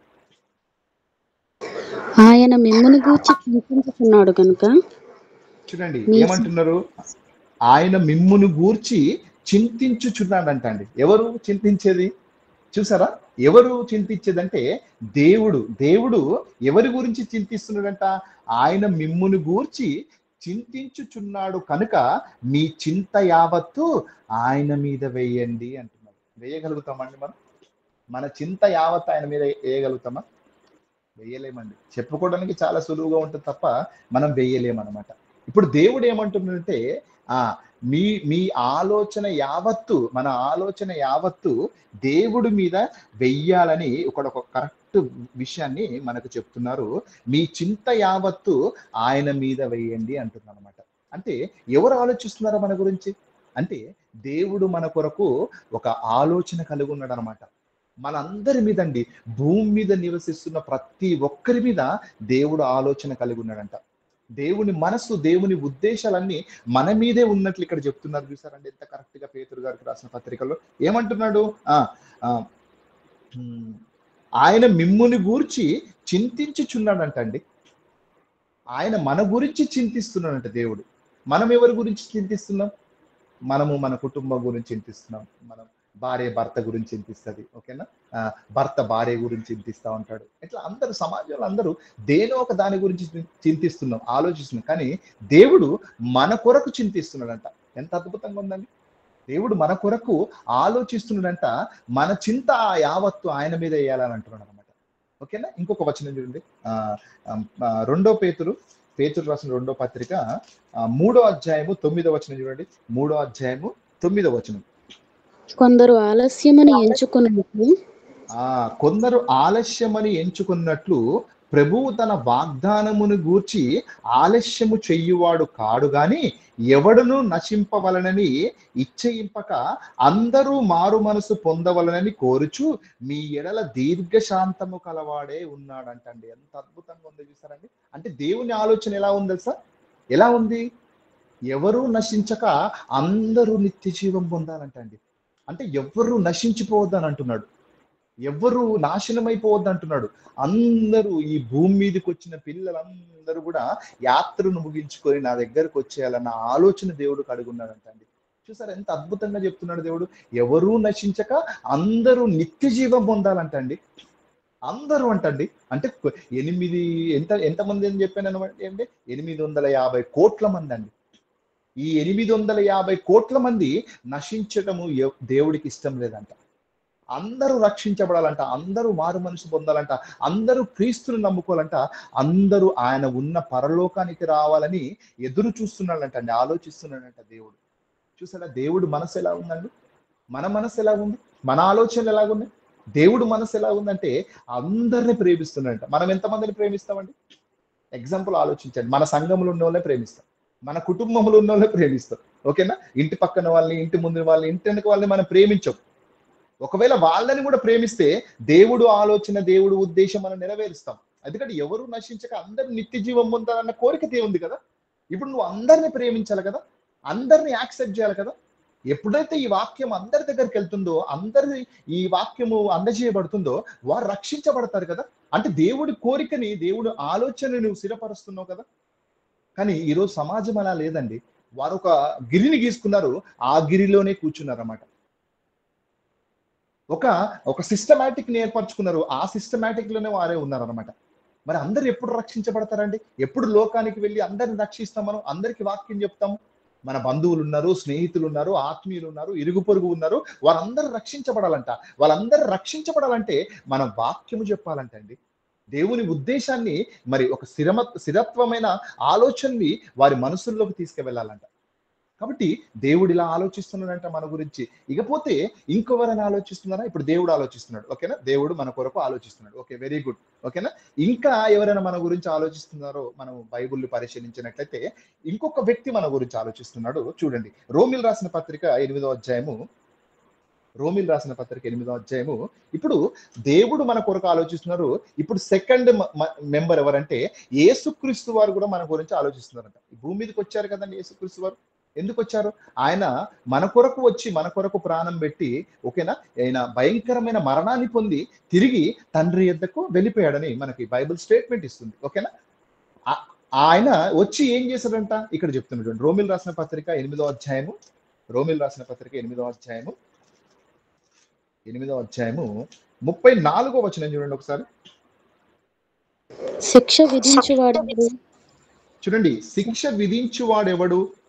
చనిపోయిన యేసు క్రీస్తే కదా. చూసారు ఏమంటున్నాడు? అంటే శిక్ష విధిస్తాడంట. ఎప్పుడు? యేసుక్రీస్తు రెండవ రాకడలో వచ్చి ఆయన శిక్ష విధించడానికి సిద్ధంగా ఉన్నాడంట. ఆయన గురించి ఇక్కడ మరి ఇక్కడ ఈ విషయం ఈ వచనంలో మనకి తెలియపరుస్తుంది. శిక్ష విధించువాడెవడు? చనిపోయిన యేసు క్రీస్తే. అంతేకాదు మృతులలో నుండి లేచిన వాడును, దేవుడి కుడి పార్శ్వమున ఉన్నవాడును అంటున్నాడు. చూస్తారండి, చనిపోయాడంట. చనిపోయి మృతులలో నుండి లేచిన వ్యక్తి, ప్రపంచవ్యాప్తంగా చనిపోయిన తర్వాత లేచిన వ్యక్తి ఆయన ఒక్కడే అండి, ఓకేనా? అంటే సమాధిలోకి వెళ్ళి శరీరంతో లేచిన వ్యక్తి ఆయన ఒక్కడే. ఇంకా దాని తర్వాత లేరు, దానికి ముందు లేరు, ఇంకా ముందు రారు కూడా. యేసుక్రీస్తు లాంటి జీవితము ఈ ప్రపంచంలో ఎవరు జీవించలేరు. అలాంటి క్యారెక్టర్ కలిగిన మనిషి ఎవరు లేరంట. ఇప్పుడు అదే చెప్తున్నాడు ఇక్కడ. ఏం చెప్తున్నాడు? శిక్ష విధించువాడెవడు? చనిపోయిన యేసుక్రీస్తే, క్రీస్తు యేసే. అంతేకాదు మృతులలో నుండి లేచిన వాడును, దేవుడి కుడి పార్శ్వములో ఉన్నవాడును, మన కొరకు విజ్ఞాపనమును కూడా చెయ్యువాడును ఆయనే అంట. చూసారండి, అంటే యేసుక్రీస్తు వారు కూడా ఏం చేస్తున్నారంట? మన కొరకు ఆలోచిస్తున్నారంట. ఎక్కడ? తండ్రి కుడి పార్శ్వం మీద కూర్చొని. ఎంత అద్భుతంగా ఉందండి. ఆలోచించారు ఎప్పుడన్నా? ఈ వచనాన్ని ఎప్పుడన్నా చదివా మనం? అంటే తండ్రి దగ్గర ఉండి కూడా ఆయన కుడి పార్శ్వములో కూర్చొని కూడా ఈ భూమి మీద ఉన్న మనందరి కొరకు యేసుక్రీస్తు వారు రిక్వెస్ట్ చేస్తున్నారంట, విజ్ఞాపన చేస్తున్నారంట మనందరి కొరకు. ఎందుకంటే మనకు తెలియదు కదండి, సత్యం ఏందో వాస్తవం ఏందో తెలియదు. కాబట్టి అక్కడుండి ఆయన తండ్రి దగ్గర ఉండి మన కొరకు విజ్ఞాపన చేస్తున్నాడని ఇక్కడ యేసుక్రీస్తు వారు ఒక మంచి స్టేట్మెంట్ ఇస్తున్నారు. చూసారండి, అంటే దేవుడు మన కొరకే ఆలోచిస్తున్నారంట. ఆ కుడి పార్శ్వం మీద కూర్చున్న యేసుక్రీస్తు వారు మన కొరకే ఆలోచిస్తున్నారంట. ఇంకెవరు ఆలోచిస్తున్నారు బైబిల్లో అని మనం ఆలోచించినట్లయితే, ఇంకా కొంచెం ముందుకెళ్ళి మనం చూసినట్లయితే అదే రోమిల్ రాసిన పత్రిక చూడండి. రోమిల్ రాసిన పత్రిక 8వ అధ్యాయము. ఇప్పుడు మొట్టమొదటిగా దేవుడు, పరలోకంలో ఉన్న దేవుడు మన కొరకే ఆలోచిస్తున్నాడు. ఎవరు నశించక అందరూ నిత్య జీవం పొందాలన్న కోరిక దేవుంది. ఆయన కుడి పార్శ్వములో కూర్చున్న యేసుక్రీస్తు వారు కూడా ఏమంటున్నారు? మనందరి గురించి ఆయన విజ్ఞాపన చేస్తున్నారు. ఇప్పుడు మిగిలి ఉన్నది ఎవరు? పరిశుద్ధాత్మ, ఓకేనా? ఈ పరిశుద్ధాత్మ కూడా మన కొరకే ఆలోచిస్తుందని ఈ 8వ అధ్యాయము 26వ వచనం చూడండి ఒకసారి. 8వ అధ్యాయము 26వ వచనం. అటువలే అని చదువుతాను, ఆగండి, మీరందరూ ఆగండి. అటువలే ఆత్మయు అంటుంది, చూసినవా? అటువలే ఆత్మయు మన బలహీనతను చూచి సహాయము చేయుచున్నాడంట అండి. చూసావా? ఆత్మ కూడా ఏం చేస్తుందంటే మనం బలహీనంగా ఉన్నాం అన్నట్టు. అంటే మనం బలంగా లేమంటండి, వాక్యములో బలహీనులుగా ఉన్నామంట. ఎంత ప్రయత్నిస్తున్నా కూడా మనం ముందుకు వెళ్ళలేకపోతున్నాం. ఎన్నోసార్లు ఎన్నో నిర్ణయాలు తీసుకుంటాం, ఎన్నో ప్రామిస్లు దేవుడికి ఇస్తాం. ఆ ప్రామిస్లు ఎన్ని రోజులు నిలబడుతుందండి? ఎక్కువ రోజులు నిలబడవు. ఒక వారం 10 రోజులే మాక్సిమం, అంటే ఒక నెల రోజుల తర్వాత మళ్ళీ యథాస్థితికి మనం వెళ్ళిపోతున్నాం. అంటే మనం బలహీనంగా ఉన్నామండి. మన బలహీనతని ఎవరు చూసారంట? పరిశుద్ధాత్మ దేవుడు చూసారంట. మనం బలహీనంగా ఉన్నామని చూసి మన గురించి ఆయన చింతిస్తున్నాడంట పరిశుద్ధాత్మ దేవుడు కూడా. అంతే కదండి. నిజంగా ఎన్నిసార్లు మనం ప్రామిస్ చేస్తామండి? ప్రతి న్యూ ఇయర్ ఫస్ట్ కి ప్రామిస్ చేస్తారు, తండ్రి ఇగో దేవుడు ఇగో ఈ సంవత్సరం నేను మారిపోతా, ఈ కొత్త సంవత్సరంలో నేను మారిపోతా, క్రిస్మస్ కి నేను మారిపోతా, ఈస్టర్ కి నేను మారిపోతానంట. కానీ ఎప్పటికీ మారకుండానే మనం ఉంటున్నాం. అంతే కదండి, ఎన్నో మనం ప్రామిసులు దేవుడికి ఇస్తున్నాం, కానీ ఏ రోజు కూడా దాన్ని నెరవేర్చే వారిగా మనం లేమంట. ఇప్పుడు పరిశుద్ధాత్మ దేవుడు ఏం చేస్తున్నాడంట, అటువలే ఆత్మయు మన బలహీనతలను చూచి సహాయము చేయుచున్నాడు. ఏలయనగా మనము యుక్తముగా ఎలాగో ప్రార్థన చేయవలనో మనకు తెలియదు, కానీ ఉచ్చరింప సఖ్యము కాని మూలుగలతో ఆ ఆత్మ తానే మన పక్షముగా విజ్ఞాపనము చేయుచున్నాడు అంటున్నాడు. చూసారండి, అంటే విజ్ఞాపన చేస్తున్నాడంట అండి ఈయన కూడా, పరిశుద్ధాత్మ దేవుడు కూడా దేవునికి మనల్ని ప్రేరేపిస్తూ ఉంటాడు, మనల్ని హెచ్చరిస్తూ ఉంటాడు పరిశుద్ధాత్మ దేవుడు. తెలుసా అండి, మనం గ్రహించం దాన్ని. ఏదైనా తప్పు చేస్తున్నప్పుడు, ఏదైనా పొరపాటు చేస్తున్నప్పుడు మనకి ఒక మోటివేషన్ ఉంటుందండి లోపలికి వెళ్ళి. మీరు ఎప్పుడైనా ఆలోచించారో లేదో చూడండి. ఎప్పుడైనా చిన్న దొంగతనం చేశామండి, ఎక్కడ దొంగతనం చేసేటప్పుడు మనం వాక్యంలో ఉన్నాం, ఓకేనా, దేవుని గురించి బ్రతకాలని నిర్ణయం తీసుకున్నప్పుడు, మనం ఒక పాపం చేస్తున్నా, దొంగతనం చేస్తున్నా, దాని మీద ఇలా చెయ్యి వేస్తున్నప్పుడు నిన్ను పరిశుద్ధాత్మ ప్రేరేపిస్తుంటుంది లోపల, నాయన చేయొద్దు కనైనా, తప్పు కదా. నువ్వు ఒక క్రైస్తవుడు ఉండి నువ్వు డబ్బు దొబ్బుతావా? ఒక క్రైస్తవుడు ఉండి నీ సోదరుని మరి అవమానపరుస్తావా? ఒక క్రైస్తవుడిగా ఉండి ఇతరులు మీరు అబద్ధం చెప్తావా? ఒక క్రైస్తవుడిగా ఉండి వ్యభిచారం చేస్తావా? ఒక క్రైస్తవుడిగా ఉండి నువ్వు ఇంకా ఏదైనా బానిసలకు లోనవుతావా అని మనకి హెచ్చరిక చేస్తుంటుంది పరిశుద్ధాత్మ లోపల. అంటే పరిశుద్ధాత్మ దేవుడు కూడా మన గురించి ఆలోచిస్తున్నాడంట అండి. ఎంత అద్భుతంగా ఉంది చూడండి. అది దేవుడు ఆలోచిస్తున్నాడంట, యేసుక్రీస్తు మన గురించి ఆలోచిస్తున్నాడంట, పరిశుద్ధాత్మ దేవుడు కూడా మనల్ని రక్షించాలని చూస్తున్నాడంట. కానీ మనం రక్షించగలుగుతున్నాం ఎవరినైనా? ఎవరైనా ఒక మాట అంటే మనము మెచ్చుకోలేమే, ఎవరైనా ఒక సూటిపోటి మాట అంటే మనం బాధపడతామే, ఆయన హేట్ చేస్తామే, ఒక శత్రువుగా చూస్తామే. మనం ఎప్పుడు ఆయనతో మాట్లాడమే, ఒకే సంఘములో ఉంటాం, ఒకే చర్చికి వెళ్తాం, కానీ ఆ ట్రూప్ వేరే, మన ట్రూప్ వేరే. ఎందుకు? తన మీద కక్ష, తన మీద మనకి ఒక రకమైన ఫీలింగ్ అనమాట. ఎప్పుడు క్షమిస్తాం మనం? ఇంకెప్పుడు క్షమించగలుగుతాం మనుషుల్ని? క్షమించలేకపోతున్నామండి. ఆ గుణం మనలో రావాలంటే, అందుకే పరిశుద్ధాత్మ చెప్తూ ఉంటది అనమాట మనకి. పరిశుద్ధాత్మ లీడ్ చేస్తూ ఉంటదంట మనల్ని. ఆ లీడ్ చేసినప్పుడు, చెప్పినప్పుడు దాని నుంచి మనము మల్లుకోవాలంటండి. మల్లుకొని ఒక చక్రమైన మార్గంలో మనం వచ్చినట్లయితే మన జీవితం బాగుపడుతుందంట. అందుకే ఎదురు చూస్తున్నాడంట దేవుడు మన కొరకు. మీరు మరణించేలోపు మారాలని ఎన్నో అవకాశాలు మనకి ఇస్తున్నాడంట. ఆ అవకాశాలన్నీ మనం ఏం చేస్తున్నామంటే చేయి జార్చుకొని మన జీవితాన్ని మనం అలాగా నటనతో జీవిస్తున్నాం. ఒక నటనా జీవితం మనలో ఉందండి. ఆ నటించే జీవితం మనలోకి వెళ్ళి తీసేయాలి. ఆ నటించే ఆలోచన మనలోకి వెళ్ళి తీసేస్తే మనం కూడా ఉన్నతంగా ఒక చక్కటి ఆలోచన కలిగి మనం ఉంటాం అన్నమాట. ఇప్పుడు పరిశుద్ధాత్మ దేవుడు మన గురించి ఆలోచిస్తున్నారు కదా. ఇక చూడండి, ఇంకా కొంతమంది మన గురించి ఆలోచిస్తున్నారు. ఎవరో చూద్దాం, ఓకేనా. మత్తయి సువార్త చూడండి ఒకసారి. మత్తయి సువార్త 18వ అధ్యాయము. ఇంకెవరో ఆలోచిస్తున్నారంట మన గురించి. దాని గురించి కూడా బైబిల్లో మన కొరకు చూసినట్లయితే 10వ అధ్యాయము, క్షమించండి, 18వ అధ్యాయము 10వ వచనం చూడండి. ఇక్కడ దేవదూతలు కూడా మన కొరకు ఆలోచిస్తున్నాయంట అండి. దేవదూతలు, ఓకేనా. 18వ అధ్యాయము 10వ వచనం. ఈ చిన్నవారిలో ఒకరినైనను తృణీకరింపబడకుండా చూచుకునుడి. మీరు దూతలు పరలోకమందున్న నా తండ్రి ముఖమును ఎల్లప్పుడూ పరలోకమందును చూచుచుందురని మీతో చెప్తున్నాను. చూసారంటే ఎంత అద్భుతం ఉందో. అంటే దేవదూతలు కూడా ఏం చేస్తున్నాయంట, మన చిన్నప్పటి నుంచి మన వెమ్మట ఉంటుందంట దేవదూత మనల్ని కాపాడడానికి. తెలుసా అండి? మీరు ఎప్పుడైనా ఆలోచించారో లేదో, మనం నడుస్తున్నప్పుడు లేదా ఎక్కడైనా మేము పనిలో ఉన్నప్పుడు ఒక వితిన్ సెకండ్స్ లో మనం పడిపోవాల్సిన వారేమో సడన్ గా మనం తప్పిపోతాం అనమాట. తప్పిపోయి మనం ఒక్కసారి అమ్మో కింద పడిపోయాడిని, నేను ఎలాగా ఆగిపోయాను అనుకుంటాం.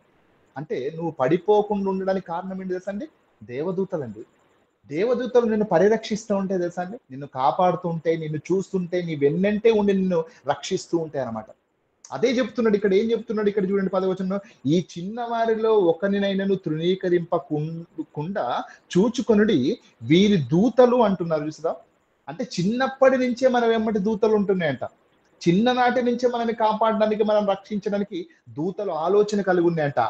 పరలోకమందున్న నా తండ్రి ముఖమును ఎల్లప్పుడూ పరలోకమందు చూచుచుందురని మీతో చెప్పుచున్నాను. అంటే దూతలు చూస్తుంది అనమాట నీ పిల్లల్ని ఎలా కాపాడాలి, ఏ ఆజ్ఞ దేవుడిస్తాడో, మనకి ఎలాంటి మరి నడవడిక నేర్పించాలో దేవదూతలు చూపిస్తాయంట మనకి. అంటే దేవదూతలు కూడా మన గురించి ఆలోచిస్తున్నాయి. పరిశుద్ధాత్మ దేవుడు మన గురించే, యేసుక్రీస్తు వారు మన గురించే, తండ్రి అయిన దేవుడు మన గురించే, దేవదూతలు మన గురించి ఆలోచిస్తున్నాయండి. ఇంకా అద్భుతంగా ఉందండి. ఇంతమంది మనం ఆలోచిస్తుంటే మనం ఎవరి గురించి ఆలోచిస్తున్నామండి? ఒక యవ్వనస్తుడు యవ్వన వయసులో ఎలా ఉండాలి తెలుసా అండి? తన యవ్వన వయసులో కాడిని మోయాలి. కాడిని మోసేవాడిగా ఉన్నాడా? లేడండి. కాడిని మోసేవాడిగా లేడు. వాడి ఆలోచనలు, తలంపులు, ఉద్దేశాలు ఎలా ఉన్నాయంటే లోక సంబంధమైన వాటి మీద ఉన్నాయి. ఈ లోకములో ఒక మాయలో పడిపోయి తిరుగుతున్నాడు. దేవుని ఉద్దేశాలు నెరవేర్చేవాడిగా లేడు. ఈ ఆలోచనలంతా ఏదో తను ఇష్టపడిన అమ్మాయి మీద, ఓకేనా, ఒక అమ్మాయి తను ఇష్టపడిన అబ్బాయి మీద, ఓకేనా. అలాగని యవ్వనం దాటిన తర్వాత మరి 40 సంవత్సరాలు 50 సంవత్సరాలు వచ్చిన వారిలో ఇదే ఆలోచన ఉందండి. వారు కూడా ఎలా ఆలోచన కలిగి ఉన్నారు? ఏదో తప్పుడు ఆలోచనలతోని, తప్పుడు ఉద్దేశాలతోనే బ్రతుకుతున్నారు ప్రతి ఒక్కరు. మంచి ఆలోచన, మంచి ప్రవర్తన ఎవరిలో లేదని దేవుడు ఒక చక్కటి విషయాన్ని మనకు తెలియపరుస్తున్నారు కదండి. ఇంతమంది మన కొరకు ఆలోచిస్తుంటే మన ఆలోచన మాత్రము దేవుని మీద లేదంట, వాక్యం మీద లేదని మనకు చెప్తున్నారు. ఇంకా కొంచెం లోతులకు వెళ్ళుంటే ఇంకా కొంతమంది మన కొరకు ఆలోచిస్తున్నారంట. చూడండి, ఇది చాలా అద్భుతంగా ఉంటుందండి. ఎవరు ఆలోచిస్తున్నారో దీని గురించి మనం చూసినట్లయితే రోమిలు రాసిన పత్రిక చూడండి. మరొకసారి రోమిలు రాసిన పత్రిక 8వ అధ్యాయము రోమిలు రాసిన పత్రిక 8వ అధ్యాయము 19వ వచనం చూడండి ఒకసారి. చాలా విచిత్రంగా ఉంటుంది చూడండి. ఇక్కడ ఎవరు ఆలోచిస్తున్నారో మన గురించి. దేవుని కుమారుల చూడండి చాలా జాగ్రత్త. నేను చదువుతానండి. ఇక్కడ ఏమంటున్నాడంటే దేవుని కుమారుల ప్రత్యక్షత కొరకు అంటున్నా. అంటే దేవుని కుమారులు ఎవరు? మనందరం అండి. భూమి మీద బ్రతుకుతున్న మనందరం కూడా దేవుని కుమారులు, ఓకేనా. ఈ కుమారులుగా, ఆయన పిల్లలుగా బ్రతుకుతున్న మన కొరకు ఇంకా ఎవరో ఆలోచన కలిగి ఉన్నారంట. ఎవరో ఇక్కడ చెప్తున్నారు, దేవుని కుమారుల ప్రత్యక్షత కొరకు సృష్టి మిగుల ఆశతో తేరి చూచుచు కనిపెట్టుచున్నదంట అండి. చూసావా? అంటే ఈ సృష్టి అంతా కూడా ఆలోచన మన మీదనే ఉందంట అండి. ఎందుకు ఉండుంటే చెప్పండి అసలు ఒకసారి. సృష్టి ఆలోచించవలసిన అవసరం ఉంది మన గురించి, చెప్పండి. ఎందుకో తెలుసా అండి? సృష్టి మిగుల ఆశతో తేరి చూస్తుందంట మన కొరకు. అంటే ఎప్పుడు దేవుడు ఏ ఆజ్ఞ ఇస్తాడో, ఓకేనా, ఏ హెచ్చరిక ఇస్తాడో అని ఎదురు చూస్తుందంట మన కొరకు. అంటే సృష్టి, ఈ పంచభూతాలన్నీ కూడా దేవుని కొరకు పనిచేస్తుంది. ఆ విషయం తెలుసా అండి? ఎప్పుడన్నా సృష్టి యావత్తు మన కొరకు పనిచేస్తుందండి. ఇప్పుడు ఒక వర్షం కురుస్తుందంటే ఎలా కురుస్తుంది? దానంతటా అదే కురుస్తుందా వర్షం? లేదండి. దేవుని ఆజ్ఞ కోసం ఎదురు చూసి ఆజ్ఞ తీసుకున్న తర్వాత వర్షం కురుస్తుంది మనకి, ఓకేనా. ఒక సూర్యుడు ఉదయిస్తున్నాడంటే అది మన కొరకు ఉదయాన్ని ఇస్తుంది. అస్తమీయగానే ఒక చీకటిని, మంచి వెన్నెల్ని ఇస్తుంది, ఓకేనా. ప్రకృతిలో ప్రతి ఒక్కటి పని చేస్తుందంటండి. ఈ సృష్టి యావత్తు మన గురించి తేరి చూస్తుందంటండి. ఎంత అద్భుతంగా లేదండి? అసలు ఆలోచిస్తే మనము అసలు ఈ జీవితం ఎందుకు అన్నట్లు అనిపిస్తుంది ఒక్కోసారి తెలుసా. అంటే సృష్టి కూడా మన కొరకు ఆలోచిస్తుందంటండి. అంటే సృష్టిలో ఉన్న సమస్తం అండి, సమస్తం మన కొరకు ఎదురు చూస్తుందంట, మనల్ని పెంచాలి, మనల్ని బ్రతికించాలని, ఓకేనా. ఇప్పుడు సృష్టిలో ఏమున్నాయండి? దేవుడు ప్రకృతిలో ఈ 6 రోజుల్లో ఈ సృష్టి కార్యక్రమాన్ని చేశాడంటే, ఆది కాండంలో ఈ సృష్టి కార్యక్రమాన్ని అంతా చేసినప్పుడు అన్నిటినీ చేశాడు, ఓకేనా. మొక్కలని, విత్తనాలని, చేపలని, సముద్రంలో ఉన్న జలరాశుల్ని అన్నిటినీ చేశాడంట. ఇవన్నీ దేనికంటే? మనల్ని బ్రతికించడానికంట, మనం బ్రతకడానికంట. ఇప్పటికి మనం ఎన్ని తినేసుంటాం కదండి, ఎన్నెన్నో తినేసుంటాం. ఎన్నో కోళ్ళని తినేసుంటాం, ఎన్నో మేకల్ని తినేసుంటాం, కిలోల బస్తాల చక్కెర తినేసుంటాం, బస్తాల బియ్యం తినేసుంటాం, ఎన్ని పండ్లు తినేసుంటాం, ఎన్ని కాయలు తినేసుంటాం. చూడండి, ఎండాకాలం అండి, మామిడికాయ తిన్నారండి ఎప్పుడన్నా? ఎంత అద్భుతంగా ఉంటుందండి. ఎవరు తయారు చేశారండి మామిడికాయని? ఎంత అద్భుతంగా ఉంటుందండి. కోసి తింటుంటే దాని టేస్ట్, దాని ఫ్లేవర్ ఎలా ఉంటుందండి? అద్భుతంగా ఉంటుందండి మామిడికాయ. అంటే ఒక్క మామిడికాయ తింటే మనము ఆనందపడం. అందుకనే రకరకాల మామిడికాయలు దేవుడు మనకి ఇచ్చాడంటండి. ఎన్నో రంగులు, ఎన్నో రుచులు మనకు పెట్టాడంటండి. ఇవన్నీ పని చేస్తున్నాయంట మన కొరకు. సృష్టి యావత్తు మన కొరకు తేరి చూస్తుందంట అండి. ఆశతో తేరి చూస్తుందంట. మనల్ని సంతోషపరచాలని, మనల్ని బ్రతికించాలని అవి ఎదురు చూస్తున్నాయంట సృష్టి అంతా. చూసారండి ఎంత అద్భుతంగా ఉందో? మన ఆలోచన అంతా ఎక్కడో పెట్టుకున్నాం, కానీ అన్ని మన కొరకు ఆలోచిస్తున్నాయంట. ఇంకా ఎవరు ఆలోచిస్తున్నారో చూద్దాం కొంచెం లోతుల్లోకి వెళ్ళి, ఓకేనా. ఇప్పుడు సృష్టి మన కొరకు ఆలోచిస్తుంది కదండి. ఇప్పుడు మొదటి పేతురు పత్రిక, ఇంతకుముందు చూసాం, మొదటి పేతురు పత్రిక, ఓకేనా. మొదటి పేతురు పత్రిక 5వ అధ్యాయము. ఇంకో ఎవరు ఆలోచిస్తున్నారో చెప్తున్నారు. ఇవన్నీ ఆలోచన కాకుండా ఇంకొక వెరైటీ ఆలోచన కూడా ఉంది మన మీద. ఏంటిది ఆ ఆలోచన? ఎవరు కలిగి ఉన్నారు మన మీద ఆలోచన? మన గురించి ఎవరు ఆలోచిస్తున్నారు అనేది ఇంకొక విషయం ఇక్కడ చెప్తున్నారు. పేతురు రాసిన మొదటి పత్రిక 5వ అధ్యాయము 5వ అధ్యాయము 8వ వచనం చూడండి. నిర్భరమైన బుద్ధి గలవారై మెలకువగా చూడండి, ఉండుడి. నిబ్బరమైన బుద్ధి గలవారై మెలకువగా ఉండుడి. మీ విరోధి అయిన అపవాది గర్జించు మీ సింహము విరోధి అయిన అపవాది గర్జింపు సింహము వలె ఎవరిని మింగుదునని వెదకుచూ తిరుగుచున్నాడు. వెదుకుచూ తిరుగుచున్నాడంట అండి. చాలా ఆశ్చర్యంగా లేదా అండి? ఎప్పుడైనా విన్నారా ఇది అసలు? అంటే మనకి విరోధంగా ఉన్న అపవాది కూడా మన గురించి ఆలోచిస్తున్నాడంట. ఎందుకు ఎవరిని మింగాలని వాడు తిరుగుతూ ఉన్నాడంట. తిరుగుతుండంటే ఆలోచన ఉన్నట్లే కదండి మన మీద, అంతే కదండి. ఇప్పుడు ఒక యవ్వనస్తుడు ఒక అమ్మాయి ఇంటి చుట్టూ తిరుగుతూ ఉంటాడు. ఎందుకు? ఆమె మీద మనసు ఉంది కాబట్టి తిరుగుతూ ఉంటాడు. ఒక యవ్వనురాలు ఆమె మనసులో ఉన్న ఆలోచనలు పెట్టుకొని ఎక్కడెక్కడ తిరుగుతుంటుంది వెళ్ళి సమాజంలో. ఎందుకంటే ఒక చెడు ఆలోచన ఉంది కాబట్టి ఆమె తిరుగుతుంది. అలాగనే అపవాది కూడా ఏం చేస్తున్నాడంట? ఎవరిని మింగాలన్న కోరికతోని వాడు ఎదురు చూస్తున్నాడంట. అంటే అపవాది కూడా మన గురించే ఆలోచిస్తున్నాడంట అండి. ఇక చూడండి ఎలా ఉందో మన పరిస్థితి. ఎవ్వరు వదిలిపెడతలేరంట. అంత సమస్తం మన గురించి ఆలోచిస్తుందంట. కానీ మనం మాత్రం మన ఆలోచన ఎక్కడుంది? మన ఆలోచన దేని మీద ఉంది? ఉదయం లేస్తే రాత్రి పడుకున్నంత వరకు లోక సంబంధమైన వాటి మీదనే మన ఆలోచన ఉంది. దేవుడి కొరకు బ్రతకాలి, దేవుని కొరకు ఆలోచించాలి, దేవుని కొరకు పని చేయాలి, సంఘాన్ని డెవలప్ చేయాలి, సంఘంలో నేను ఒక వ్యక్తిగా ఉన్నాను కాబట్టి సంఘంలో మంచి ఒక ఇది తీసుకురావాలి, ఎంతో మందిని మోటివేట్ చేయాలి, ఎంతో మందిని రక్షించాలి, నశించిపోతున్న ఆత్మలని సంఘానికి తీసుకురావాలి, వాక్యం వినిపించాలని అలాంటి ఆలోచన కలిగి ఉన్నారు ఎవరైనా? ఎవ్వరు లేరండి ఈరోజు సమాజంలో. ఎవ్వరు చూసినా వారి ఆ ఆలోచనలో బతుకుతున్నారు తప్ప మన దేవుడి ఆలోచనలో ఎవ్వరు లేనట్టే మనకు కనబడుతుందండి. ఇలా స్వార్థంగా ఆలోచించే మనుషులందరి కోసము దేవుడు ఒక అద్భుతమైన మాట చెప్తున్నాడండి.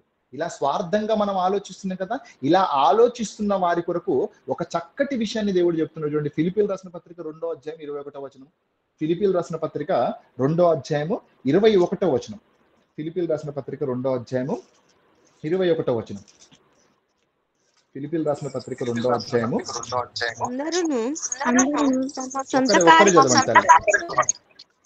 చూసారు ఏమంటారు? అందరూ అంటే ఇప్పుడు మన ఒక్కరి గురించి చెప్పట్లేదు, ఓకేనా?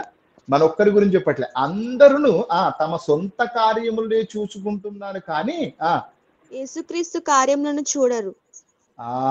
యేసుక్రీస్తు కార్యములను చూడరంట అండి. చూస్తున్నారు ఎవరైనా? అందరూ వారి కార్యాలను చూస్తున్నారు, వారి పనులనే చేస్తున్నారు తప్ప యేసుక్రీస్తు కార్యములు ఎవరు చూడట్లేదు. ఇప్పుడు ప్రేయర్ రిక్వెస్ట్ ఉంది, దేనికి? నాకు ఏదో అవసరం ఉంది, నాకేదో కోరిక ఉంది, నాకేదో బాధ ఉంది, దాని గురించి రిక్వెస్ట్ చేస్తాం. దాని గురించి మనం ఆలోచిస్తాం తప్ప యేసుక్రీస్తు కార్యాలు చూడాలన్న ఆలోచన ఎవరికి ఉందండి? లేదంట. అందరూ తన సొంత కార్యములు చూస్తున్నారు కానీ యేసుక్రీస్తు కార్యములను చూడట్లేరంట.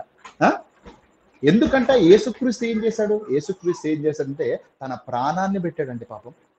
తన ప్రాణాన్ని పెట్టి ఒక భయంకరమైన జీవితాన్ని ఆయన జీవించాడు భూమి మీదకి వచ్చి.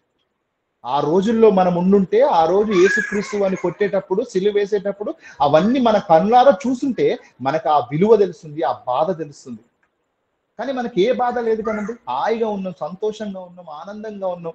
3 పూటల భోజనం దొరుకుతుంది, మంచి ప్రశాంతంగా ఉన్నాం, మంచిగా ఇంట్లో పడుకుంటున్నాము, అన్ని సదుపాయాలు మనకు ఉన్నాయి కదండి. కానీ యేసుక్రీస్తు వారికి తలవాల్చుకోవడానికి కూడా ఎక్కడ ప్లేస్ లేదంటండి పాపం. అలాంటి వ్యక్తి వచ్చి మరణించి తిరిగి వెళ్ళిపోయాడంట. ఆయన పనులు ఎవరు ముట్టుకోవట్లేరంట. ఎవరు ఇప్పుడు ఆయన గురించి ఎవరు ఆలోచించట్లేంట. ఆయన అవమానపరుస్తున్నారు, కించపరుస్తున్నారు, భయంకరంగా మాట్లాడుతుంది సమాజం. కానీ నమ్ముకున్న మనమేనా ఆయన గురించి బ్రతకగలుగుతున్నామంటే బ్రతకట్లేమనే ఇక్కడ ఆయన బాధపడుతూ చెప్తున్నాడు అనమాట భక్తుడు ఫిలిప్పీయులకు రాసిన పత్రికలో. అందరూ తమ సొంత కార్యాలు చూసుకుంటున్నారు కానీ యేసుక్రీస్తు కార్యాలని ఎవ్వరూ చూడట్లేదంటండి. ఇలా ప్రాణం పెట్టని వాని ప్రాణాన్ని తీయవని ఒక చక్కటి విషయాన్ని ఇక్కడ రాపిస్తున్నారు. చూడండి, లూకా సువార్తలో చూడండి ఒకసారి. లూకా సువార్త 12వ అధ్యాయం. లూకా సువార్త 12వ అధ్యాయము. ఇక్కడ ఒక చక్కటి విషయాన్ని మాట్లాడదాం. అంటే యేసుక్రీస్తు మన కొరకు ప్రాణం పెట్టాడు కదండి. ఆయన కొరకు మన కొరకు మరణించాడు కదా. మరణించిన తర్వాత, ఆయన వెళ్ళిపోయిన తర్వాత ఒక చక్కటి విషయాన్ని తెలియపరుస్తున్నారు మనకి. చూడండి, 12వ అధ్యాయము 16వ వచనం నేను చూడండి ఒకసారి. 12:16. మరియు ఆయన వారితో ఈ ఉపమానము చెప్పెను. ఒక ధనవంతుడు భూమిని సమృద్ధిగా పండించాడు. అప్పుడు అప్పుడు అతడు పంటకు నా పంట సమకూర్చుకొనుటకు నాకు స్థలము చాలదు కనుక నేనేమి చేతునని తనలో తాను ఆలోచించుకొని, చూసావా తన ఆలోచన ఎలా ఉందో, ఒక ధనవంతుడు ఆలోచన ఎలా ఉందంట, తనలో తను ఆలోచించుకుంటున్నాడంట.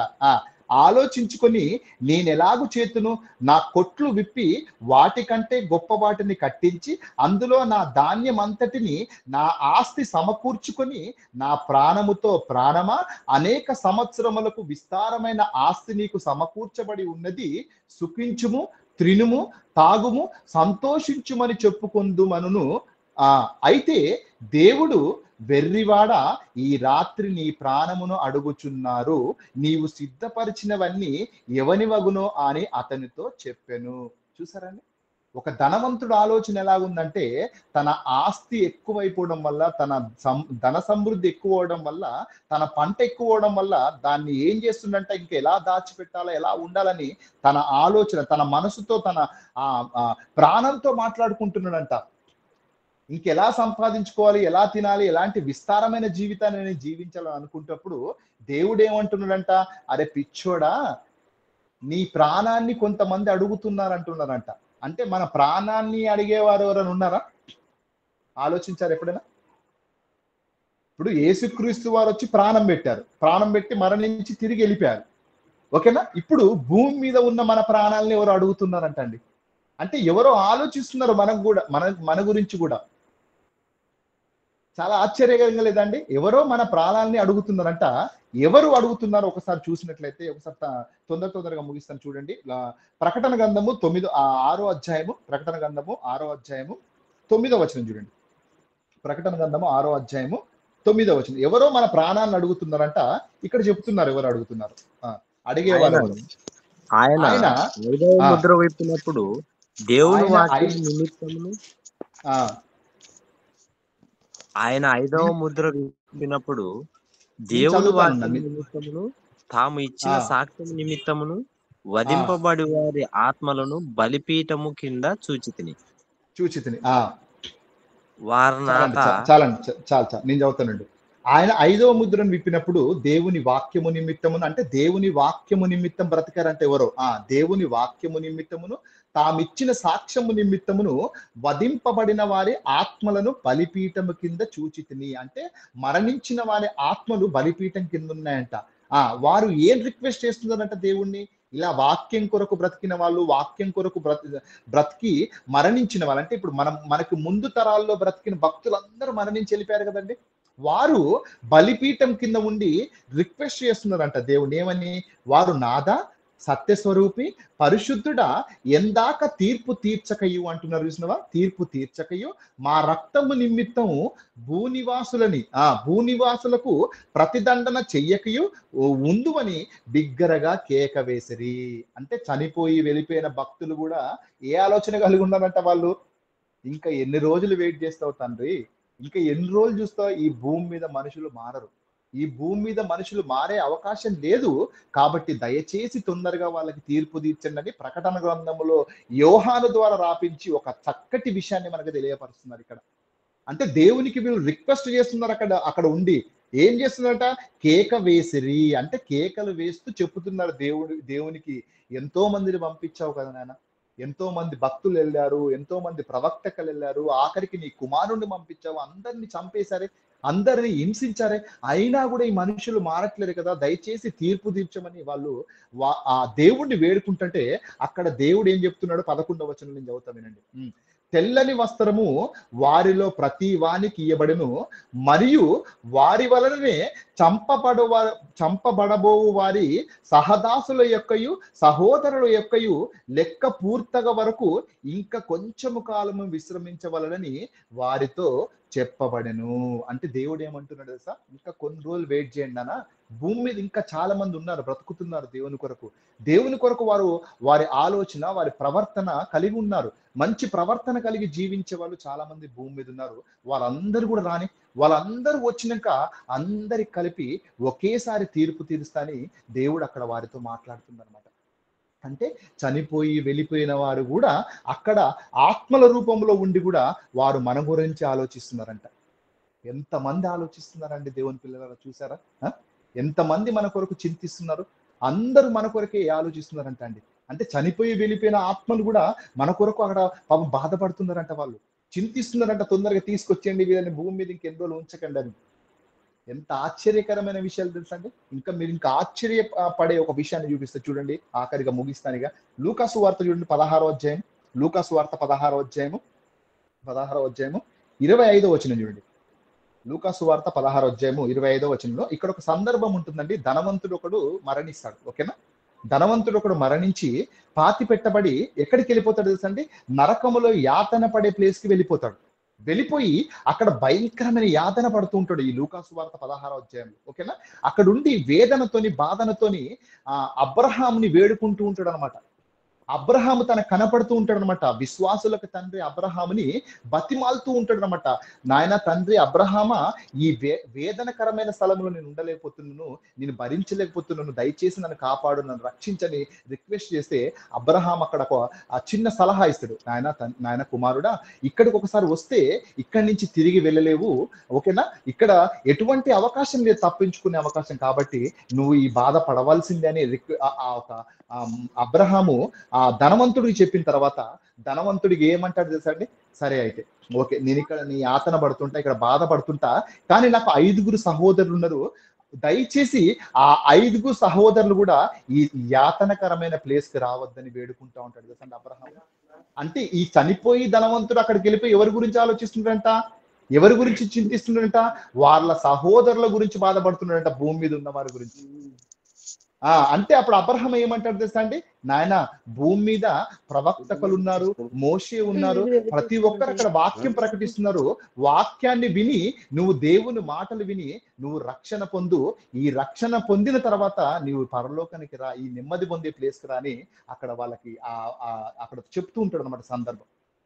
ప్రియమైన దేవుని పిల్లలు, ఇవన్నీ ఎందుకు చూపించాను తెలుసా అండి? నేను నిజంగా మన ఆలోచన సరిగా లేదండి.